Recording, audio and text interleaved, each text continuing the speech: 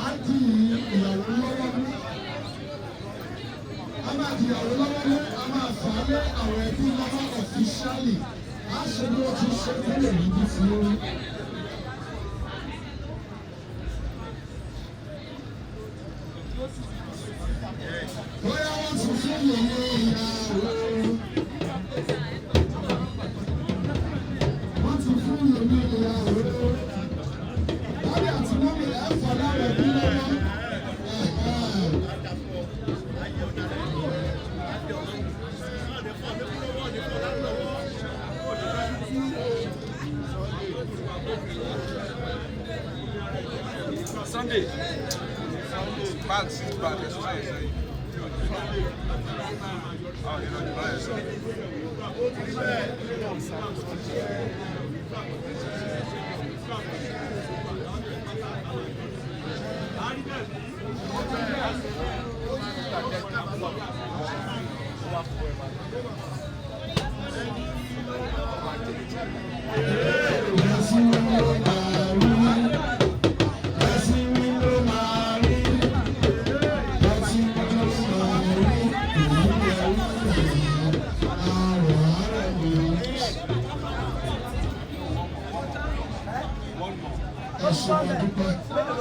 Àwọn ẹbí ìyàwó náà láwọn ní return gift tẹ bá lọ kọkùnrin sáàfin kọfí kọfí fún ìgbóni ẹni tó yẹ káàpì fún pátápátá.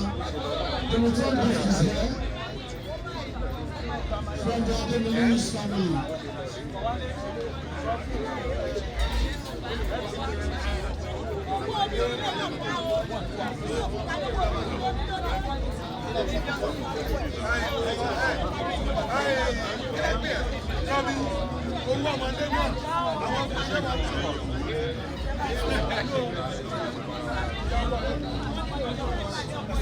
Àti àwọn kábíyèsí my wonderful honourable ọmọ ìyá ni wọ́n eléyìí ti kọjá ọmọ rẹ̀ bí òye.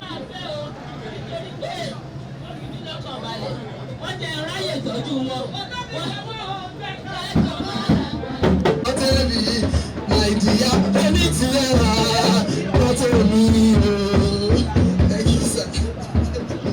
Amen. Praise the Lord.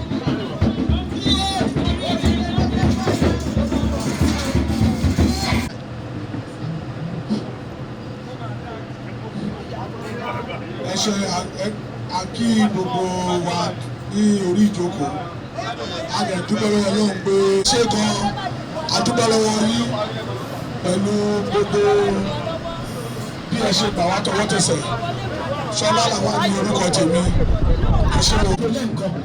ẹ jẹ́ ká dìde ẹyin kọ́ náà tí ó gbogbo àwọn tó kù nítorí yes mi ìfẹ́ máa pè wá lẹ́yọ̀ kọ̀ọ̀kan kí n tó wá gba kábíyèsí ẹ bá dìde ẹgbẹ́ kẹ́ ìgbà ẹbí dáadáa ni wọ́n.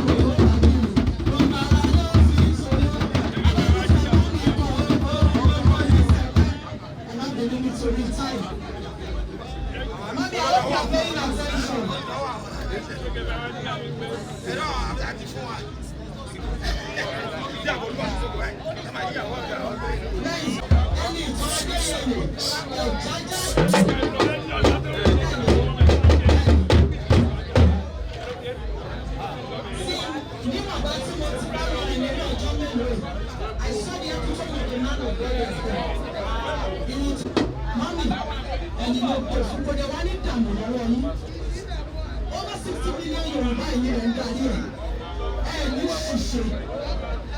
Ayé bàbá àsìkò tó yẹ kẹ́ ẹ jókòó tẹ̀ ń.